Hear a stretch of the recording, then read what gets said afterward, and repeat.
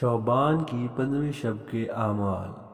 15ویں شعبان کی رات کی فضیلت، روزی تقسیم ہونے کی رات، زندگی کی میعاد مقرر ہونے کی رات، حج پر جانے والوں کے نام لکھے جانے کی رات، قبیلہ بنی قلب کی بکریوں کے بالوں سے زیادہ تعداد میں گناہگار افراد بخشے جانے کی رات، ملائکہ کی زمین مکہ پر نازل ہونے کی رات۔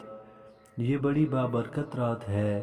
امام جعفر صادق علیہ السلام فرماتے ہیں، یہ رات شب قدر کے علاوہ تمام راتوں سے افضل ہے، بس اس رات تقرب الہی حاصل کرنے کی کوشش کرنا چاہیے۔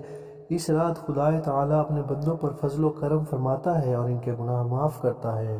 حق تعالیٰ نے اپنی ذات مقدس کی قسم کھائی ہے کہ اس رات وہ کسی سائل کو خالی نہ لوٹائے گا، سوائے اس کے جو معصیت اور نافرمانی کے متعلق سوال کرے۔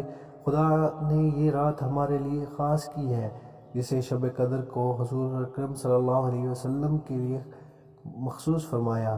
بس اس شب میں زیادہ سے زیادہ حمد و ثنا کرنا چاہیے اور مناجات و دعا میں مصروف رہنا چاہیے۔ اس رات کی فضیلت، نماز اور دعا استغفار کے علاوہ شب بیداری کی جائے۔ امام زین العابدین کا فرمان ہے کہ جو شخص اس رات بیدار رہے تو اس کے دل کو اس دن موت نہیں آئے گی جس دن اللہ تمام لوگوں کے قلوب کو مردہ کر دیں گے۔